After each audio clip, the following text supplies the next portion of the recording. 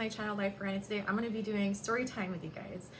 This book kind of came up on my suggested reads from Amazon Prime, and it costs nothing for me to read. Plus it has really good reviews, about, 3.9 star rating for 722 votes. It's kind of just like a fun read for me. I'm going to do this intermittently throughout like my YouTube channel just to give myself a little break, and hopefully it's giving you guys a little break too. I will also be doing a little giveaway at the very end of this, or even in the middle, depending on how I feel. Really, it's just up in the air. I have my cup of decaf coffee and my glasses just in case the stigmatism decides to kick in. So shall we? Let's go into what it is about, I guess. Eat, Pray, FML is a riveting journey of what happens when your life is thrown to the wolves and you come out leading the pack.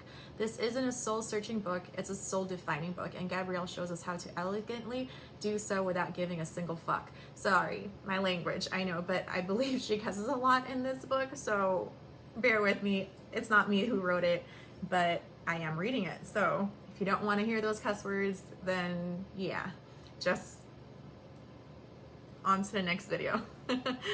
Okay, so the very first chapter is fuck your past. Yeah, another cuss word, okay.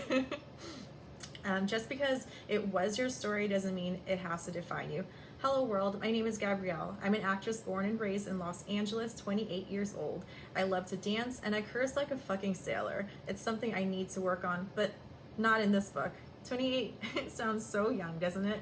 It is. Regardless, anyone who knows me will tell you I've lived a lot of damn life in these 28 years. It's almost daunting to think about it. Shit, if all of this happened in my first quarter century, what the hell is coming in next to?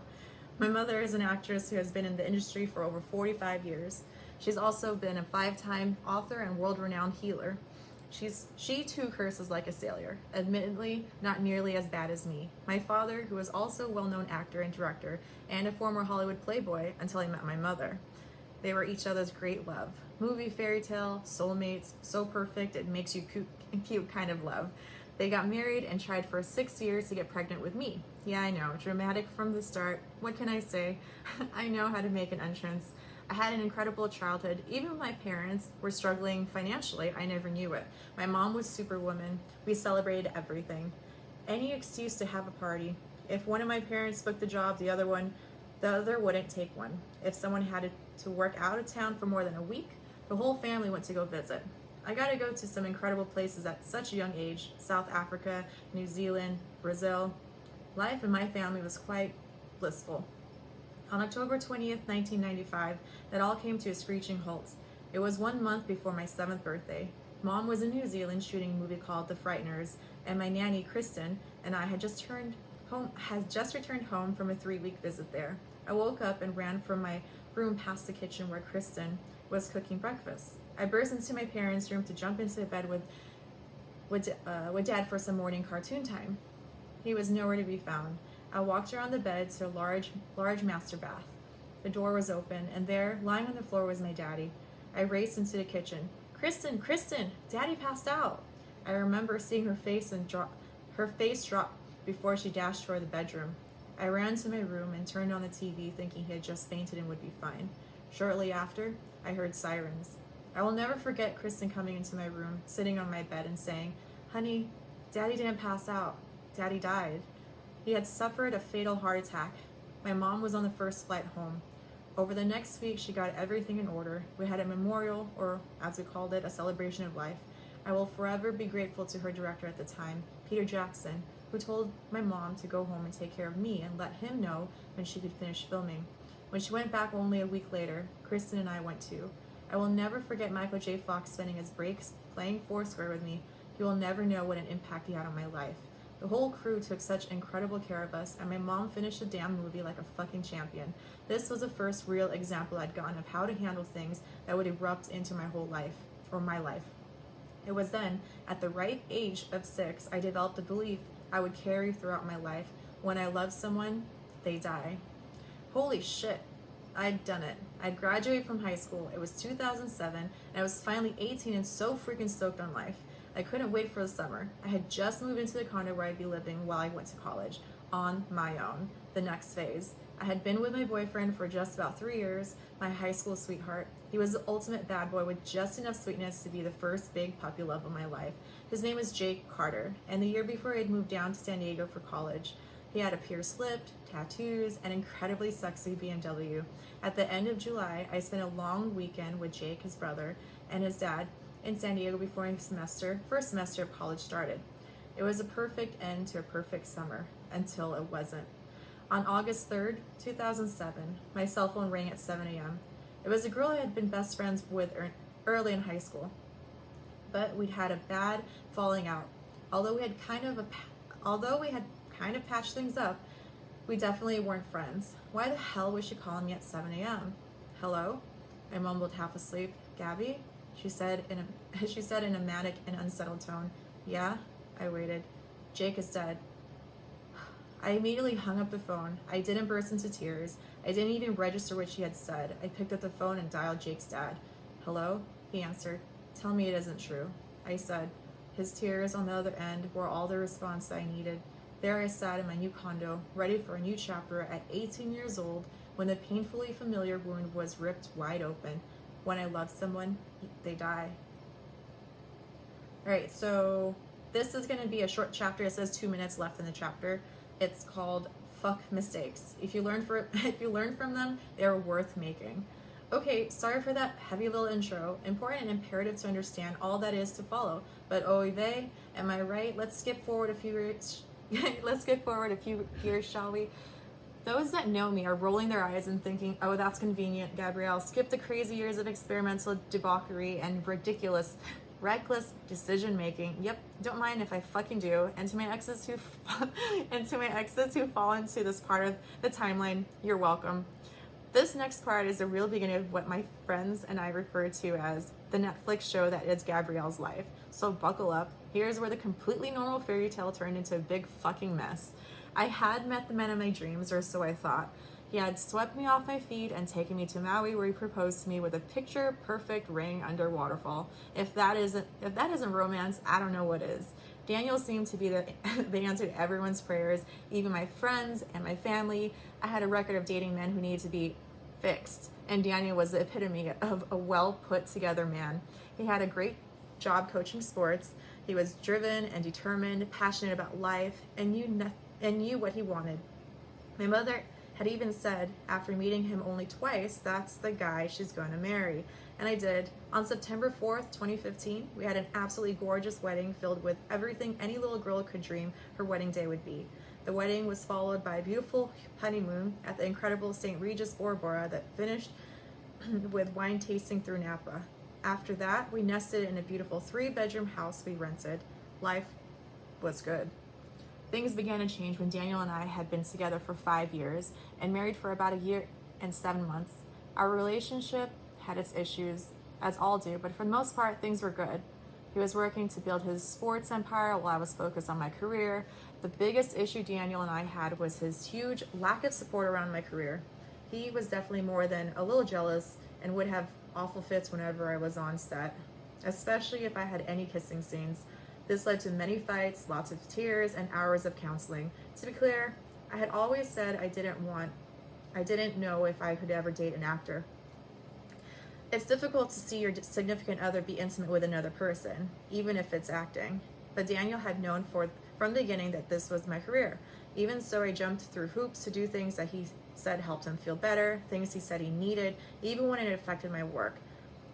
It was really difficult for me to have the joy stripped from something I was passionate about by the one person who was supposed to be cheering me on.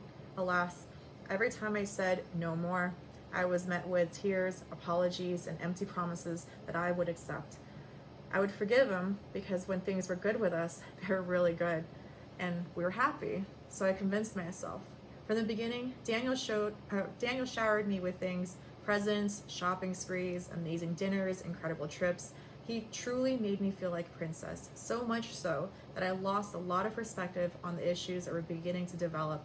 Looking back on it now, it was never healthy, and it was never done with the right intentions. His gifts and money became a band-aid for things, and whenever he did something wrong, that was his answer for it.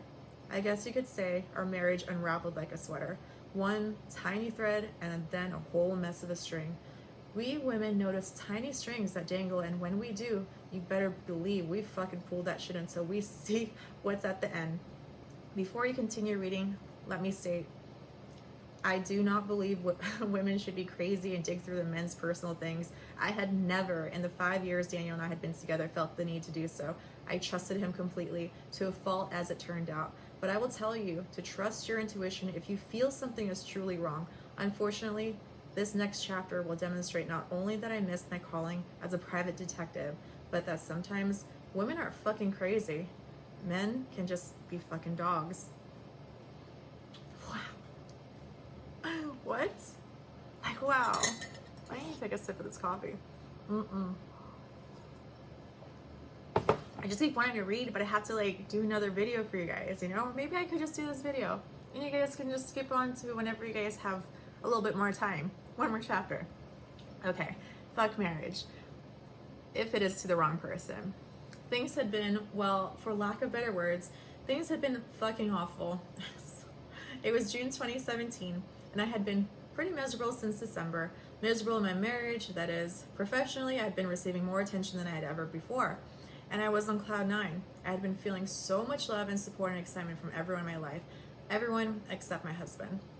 By this time, I had received huge awards at 3 big festivals. Daniel didn't attend any of them. He was always either out of town for work, which I understood, or couldn't get out of coaching because they had an important tournament coming up. He wouldn't even seem that excited that when I would call him to tell him I'd won. It was just strange. It was no secret between us that we had been unhappy. We just couldn't seem to figure out why. Let me clarify. I couldn't seem to figure out why. We had started going to counseling, even doing healing sessions with my mom to try and get back on track. Looking back at it now, I don't see why he even bothered spending the time or money on it. I worked my ass off to try and make things better. I put effort and energy into adopting every exercise or suggestion our therapist gave us. Daniel, on the other hand, was doing nothing. Daniel and I were very open with each other, often looking at each other's social media pages and scrolling through each other's pictures when we were bored. It was never done secretively. It was just something we would do occasionally if we were hanging around doing nothing. Lately, though, weird things had been making me feel strangely uneasy. One day he was in the shower with the door open, and we were talking while I sat on our bed watching videos on his Snapchat. The name Laurel popped up. "Who's Laurel?" I asked casually. Who?" he replied as he got out of the shower to dry off. "Laurel, on Snapchat," I continued. I think it's this girl I went to college with," he replied, clearly acting as if he had to think of who it could be. I decided to let it go. Although I had never heard of her, he did go to high school in another state way before we met. I didn't think too much of it at first. Then, one day, the first little string appeared. I was arriving home. This is crazy. I was arriving home a few days after this incident, and my gut was screaming at me. Call it intuition, but I felt like I needed to go through his phone. However, I'm an adult, and this was my husband, so I wasn't going to be sneaky. His assistant was over, working in the office, so I asked him if we could speak in the backyard. It's probably just my old insecurities coming up, but I would really appreciate it if I could look through your phone, I said honestly, feeling bad that I was even having to ask. Okay, I guess if you feel like you have to do so. Can I sit here while you do? His tone was defensive, and his body immediately tensed up. If you need to, sure, I said. I began to look through his text messages and emails, not finding anything out of the ordinary. Then a Snapchat from Laura came in. Came in. I opened it, and it was a picture of her with foils in her hair at a hair salon. Weird, I thought. Why would she be sending you this? I asked calmly. It's probably because when she's sending out to her entire friend list, he answered. Okay, fine. I know that's part of the social app. Then another Snapchat came through. This time, text. Laurel, so how's the marriage going? My stomach dropped. My hand involuntarily started shaking. I turned the screen to face my husband and gave him a look to let him know that I was waiting for an explanation. He immediately snatched the phone out of my hand. You need to respond saying, what do you mean right now, Daniel? I said, trying to keep my composure. He quickly typed out, Daniel, good, I'm sitting with her right now. That was a guilty confirmation I had been hoping to not receive. Just then, there was a knock at the door. It was one of the other coaches and a player stopping by. Now I had a house with 3 people in it during a situation that needed to be addressed right away. I walked into our bedroom and shut the door. A few minutes later, Daniel walked in. "Why are you being crazy?" he said, trying to keep his voice down with an accusatory and defensive tone. Nonetheless, "Are you kidding?" I scoffed. I reached my hand out. "Give me your phone." He rolled his eyes and handed me his phone. I opened his Snapchat and went to the message I had come in. It said, "Laurel has unfriended you." Awesome. Just keeps getting better. Want to explain why she just happened to unfriend you so quickly after that? I asked. "I have no idea. We're literally just friends and she helped me through my college breakup. We've never hooked up or anything. I don't know why she just unadded me," he defended. "So why would you act like you had to think about to this person? So why would you act like you had to think about who this person was when I asked you a few days ago if you've clearly been talking to her?" "I just didn't want to explain it. I don't know," he said. "Really?" Men, by this time the tension in the conversation had escalated. I was furious and he was in full-on defense mode. I knew whoever was in the house was hearing us argue. "Get everyone out of the house right now," I said. "Don't be ridiculous. Now," I yelled. He left the bedroom and somehow convinced everyone that they needed to go. Once everyone was gone, he came into the kitchen to find me. "This is insane. I will give you her number and you can call her. There's nothing going on. She's just a friend." "Great. Send me her number," I replied calmly. "Fine. No, right now." I waited. He screenshot her number and texted it to me. "Why is she asking how our marriage is, Daniel?" I asked. "Because I didn't have anyone to talk to about how tough things have been with us lately and she helped me through my college breakup," he yelled. I laughed. "And out of all your friends, your brother, your parents, my mother, all the sports moms you're so close with, you think a 20-something blonde chick is the correct person to discuss your marriage problems with, to discuss my personal business with? Are you stupid?" My voice became more intense. "I have to go, coach. I'm going to be late," he said. "I don't want you to come home tonight. I need some space," I responded. "Okay, this just sucks. Now instead of working on our problems, we're going to be all focused on this bullshit," he said in frustration. "You bet your fucking ass we will," I said. He grabbed his stuff and left for work. I called my mom in tears. First fucking string. Holy fudgesticles. Wow. Now this is a read. This is crazy. It's crazy. I don't know what to think. Let me know what you guys think in the comments below. But that's pretty much it until the next read, because the next read chapter is going to be 21 minutes long. And as promised, I'm going to be doing a giveaway. But this giveaway is going to be requiring a little bit of effort from you guys. If we can have about 500 subscribers on my channel, I'm hitting about 316 right now. I'll go ahead and give this Bloom by Chloe resistance band. It's the long resistance band. It's the light one. I know that Bloom by Chloe just came out with her new revamped, I guess it's BICAH, which stands for something completely different than her Bloom by Chloe, but it's still Bloom by Chloe for the Instagram people that know. So anyway, this is going to be my giveaway for the 500 subscribers. So go ahead and click that subscribe button down below and share this with your friends. I truly appreciate it. Thanks so much for watching. Until next time when we have story time. Bye guys.